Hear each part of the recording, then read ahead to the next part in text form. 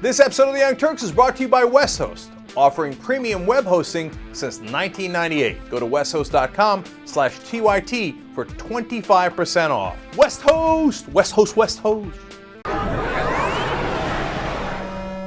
This Rahm Emanuel story, I don't really care about Rahm Emanuel. I don't support him. He supports the Patriot Act. Mm-hmm.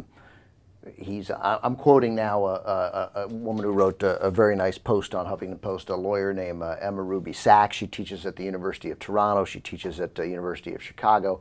And she's written some things. I'm just going to totally paraphrase her, but I think we would share an agreement as Cenk would. By the way, Cenk's not here. He hosted on MSNBC today at 6. He'll be hosting it all week and perhaps for a few years. He says he doesn't support Rahm Emanuel for any public position. She says supports the Patriot Act, which is obviously an attack on civil liberties. He's supported the Iraq War at certain times and increased funding for the war on drugs. And, forget all that. I mean, he's the guy who walked into the room and said, that no, on any of these, we're going to back Joe Lieberman's position. There's not going to be a public option. Forget it. Any mention of the public option, we're going with whatever Lieberman said. He's been a huge compromiser in the Obama administration when he was chief of staff. He moves to Chicago to run for mayor.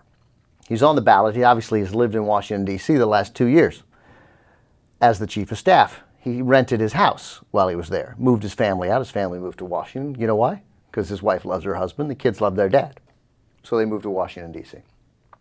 Now a court in Chicago has ruled that he can't run for mayor. He's off the ballot. They're going to print 500,000 ballots this week, like tomorrow. So the court ruling in Chicago comes out today, and it's fairly clear, this court ruling, and I have it right here in front of me. So the court says, we conclude that the candidate neither meets the municipal code's requirement that he resided in Chicago for the year preceding the election, which he seeks to participate, nor falls within the exception of the requirement. So they're saying he didn't live there, right? It's a 2-1 vote. Then there's but the dissent is awesome. I love a blistering dissent because the ruling is always fairly technical, or often technical. The dissent always was like, ugh! The dissent always punches somebody in the mouth. The dissent, you feel like after you read the dissent, like you got to go to the dentist because your lip is bleeding, The dissent says that it's indefensible, ill-reasoned and unfair, and completely erroneous, from a judge named Bertina Lampkin. She says the majority promulgates a new and undefined standard for determining candidate residency, despite a plethora of clear, relevant, and well-established precedent that has been used by circuit courts and election boards for decades. Patently clear, the majority fails to even attempt to define newly discovered standard because it is a figment of the majority's imagination. Merely saying the candidate, quote, unquestionably does not satisfy its newly minted standard when the ink of its creation is barely dried on paper, cannot be a proper substitution for providing a hearing. And then, again, reading from Emma Ruby Sachs's point, she admits that the laws are vague. The laws are intentionally vague, and it's unclear whether they exactly apply to a candidate. But she points out that, like, for example, residency is vague. Like, if you're a resident of Chicago and you go into the armed forces, you don't give up residency. And you don't give up residency if you go to serve the public good.